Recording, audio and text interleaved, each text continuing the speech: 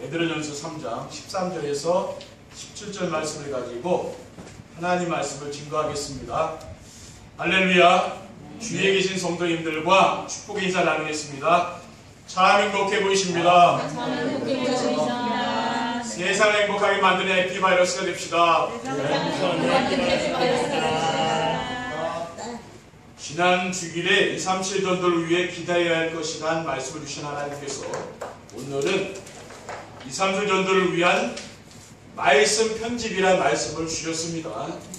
편집이란 말은 일정한 계획 아래 여러 재료를 모아 엮어서 책이나 신문, 잡지 따위를 만드는 일입니다.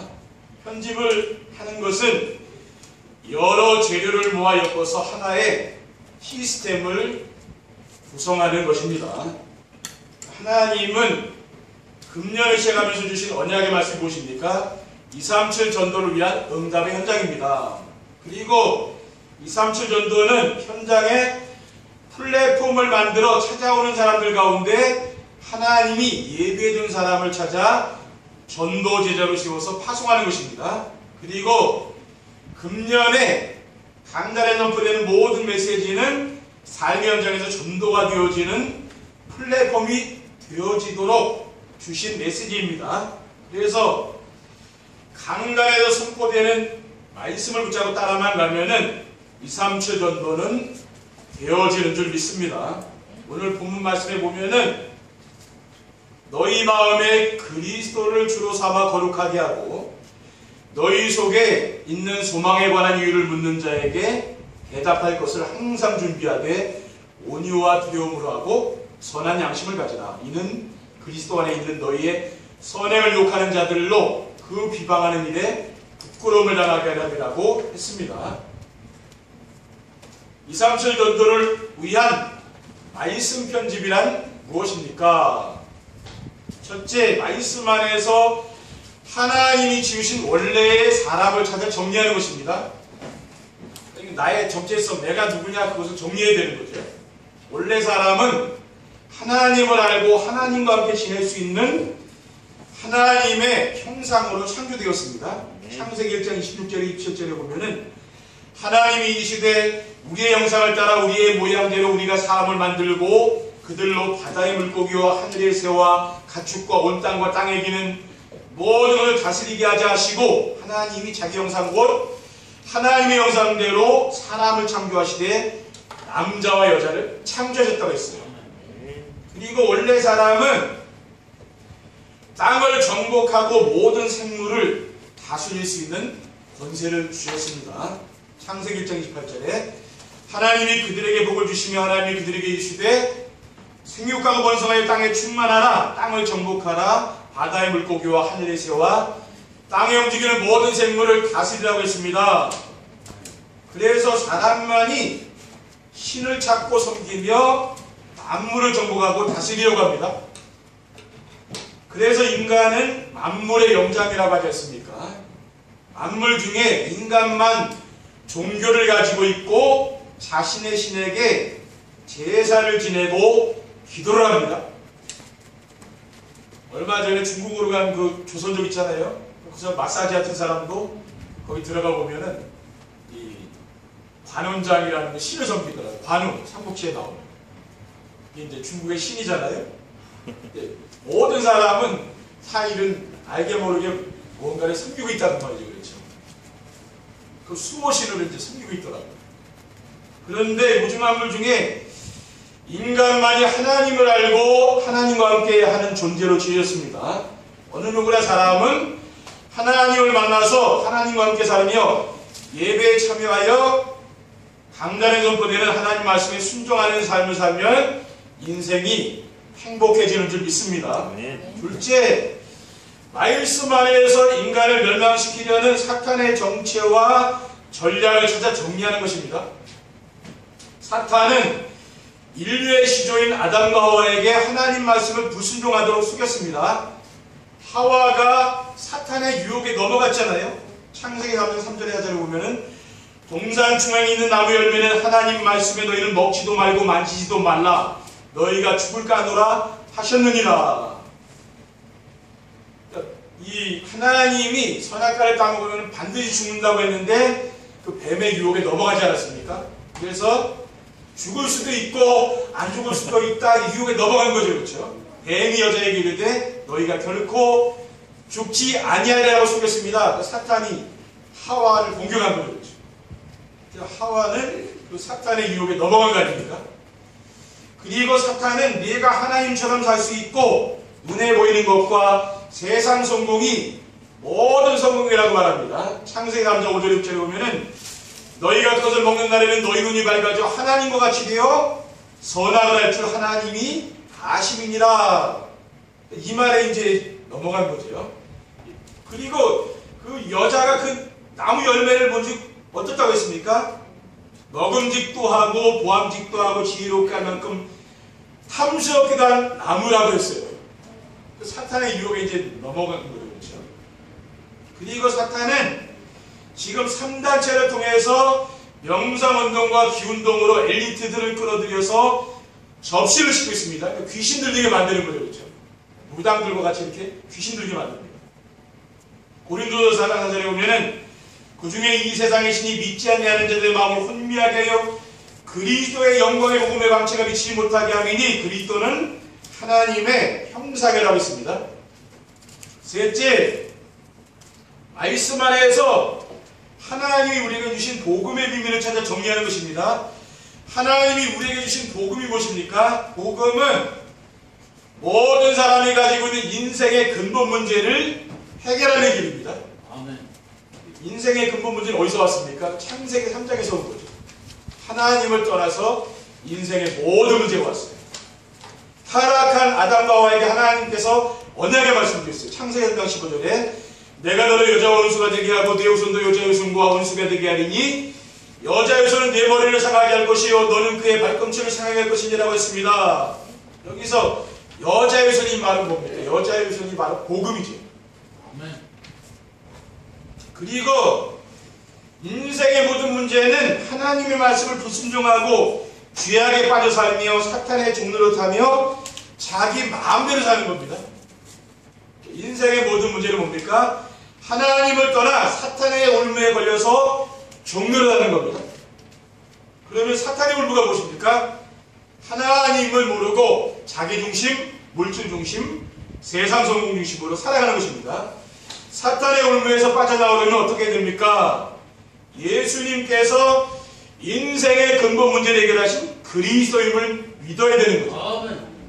예수님이 그리스도라는 사실을 아는 사람이 얼마나 되는 그 말이에요. 아멘. 예수 그리스도는 다 사람들이 안다 그러잖아요. 예수님이 그리스도라는 이야기를 하면 그 말을 알아듣는 사람은 많지 않잖아요. 그렇죠? 아멘.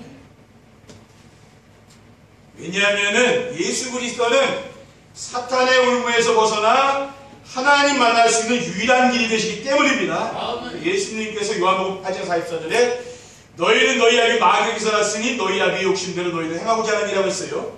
그리고 요한복음 14장 6절에 내가 곧 길이요 진리요 생명이니 나로 말미암지 않고는 아버지께로 올 자가 없느니라. 아멘. 그리스도 말고 이 세상에 진리가 없는 거죠. 그렇죠? 아멘.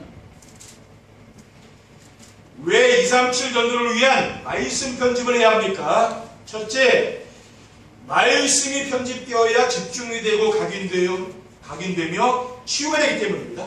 아멘. 우리가 말씀이 집중되지 않는 것은 왜입니까? 편집된 말씀이 없다는 말이에요. 저는 편집됐다는 게 뭡니까? 편집이라는 것은 내가 기록을 남기는 걸 말하는 거예요. 편집. 그렇죠? 우리가 말씀을 듣는 것도 중요하지만 더 중요한 건 기록을 하면서 그 말씀을 듣는 게 더 중요하죠. 그렇죠?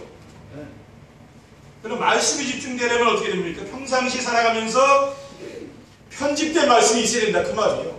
내가 내 말씀만 듣는 것보다는 기록하는 습관을 갖는 게 중요해요. 메모하는 습관이 중요합니다.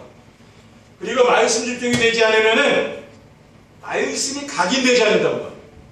우리가 말씀에 집중하는 시간이 뭡니까? 정시의 시간 아닙니까? 드라마를 보는 시간에 이게 말씀을 들으면 되잖아요. 그렇죠? 아침에 일어나서 밤에 잠자기 전에 날마다 강단 말씀 듣고 기록하고 포럼하며 전달하는 집중의 시간이 있어야 되는 거죠. 그 집중의 시간이 있어야 내가 각인되는 거죠. 그렇죠? 또 우리가 성경 말씀을 읽어도 뭡니까? 문제를 풀면은 더 집중이 되잖아요. 그렇죠? 그냥 읽는 것보다는 답을 찾다 보니까 더 집중이 되잖아요. 그렇죠? 그때 이제 각인이 돼요. 왜 이걸 해야 되느냐면요. 저 성경을 엄청 읽었거든요. 신약 성경 엄청 많이 봤어요. 저 목회하기 전에 엄청 봤어요. 왜냐하면 목사님이 성경 읽으라니까. 가만히 보니까 구약은 어렵잖아요. 그러니까 신약을 많이 읽는 거죠. 근데 그게 거기 중에서 읽다 보면은 내 마음속에 각인되는 평생의 원력이 나온다고. 여러분이 그게 있어야 돼요. 그냥 인생 살다 보면은 어려운 일을 만나거나 세상 살다 보면 세상 유혹에 넘어갈 수 있잖아요. 그렇죠? 근데 그 말씀이 있는 사람 넘어가지 않는 거다. 그러니까 우리가 성경을 왜 읽어야 되느냐면은 그 말씀이 나를 잡아줘야 되는 거예요. 그 평생 언약을 있어야 돼. 그걸 하려면 어떻게 됩니까? 성경을 꾸준히 읽다 보면은 그게 돼요. 그렇죠? 그게 이제 나온다고 말이에요. 사도 바울은 뭡니까? 평생 언약의 말씀 그 사람이 있거든요.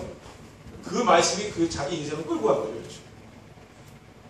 그리고 말씀에 집중이 되면은 말씀이 각인됩니다. 신명기 6장 5절에 9절에 보면은 오늘 내가 내게 명하는 이 말씀을 너는 마음에 새기고 네 자녀에게 부지런히 가르치며 집에 앉았을 때든지 길을 갈 때든지 누워있을 때든지 일어날 때든지 이 말씀을 강론할 것이면 하겠습니다.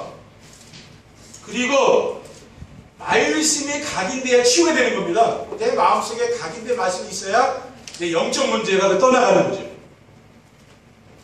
히브리 4장 12절에 하나님 말씀은 살아있고 활력이 있어 좌우에 날선 어떤 것보다도 예리하여 혼과 영감이 관절과 골수를 찔러 쪼개기까지 하면 또 마음과 생각과 뜻을 판단한다고 했어요.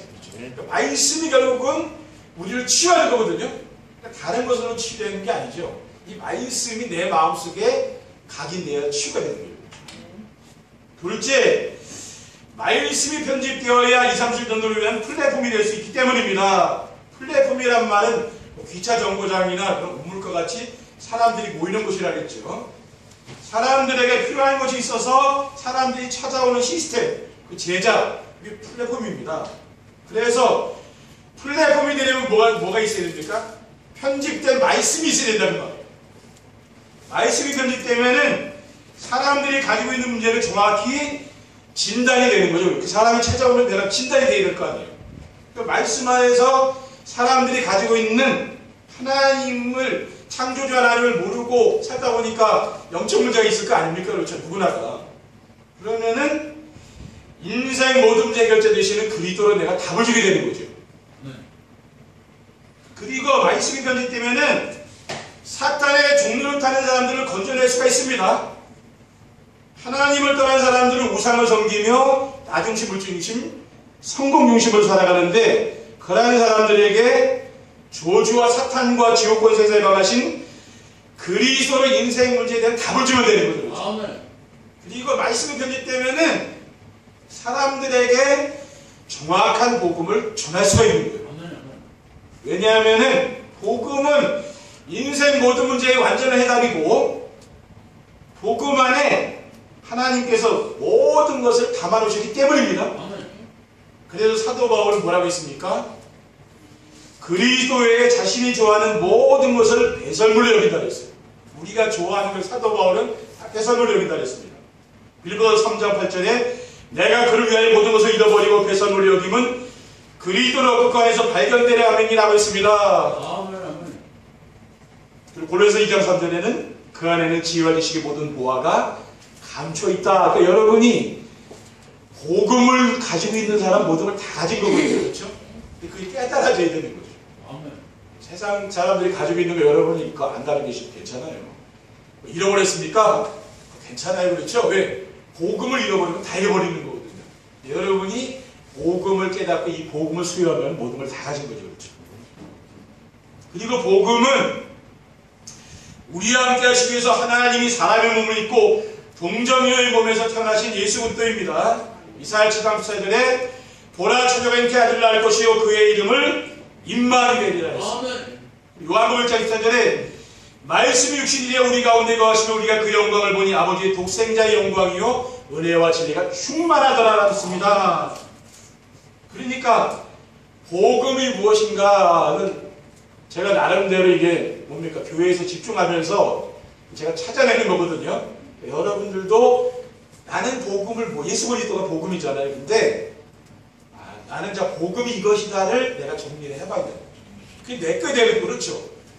내가 정리하지 않은 거는 내 건 안 되잖아요. 그게 남의 거지. 그렇죠? 나의 복음이 있어야 될 거 아니에요. 사도 바울은 자신의 복음을 분명히 다른 데마다 얘기했거든요. 그렇죠? 그러니까 여러분들도 뭡니까? 나의 복음을 정리해서 다른 사람 만나고 얘기해 줘야 돼요.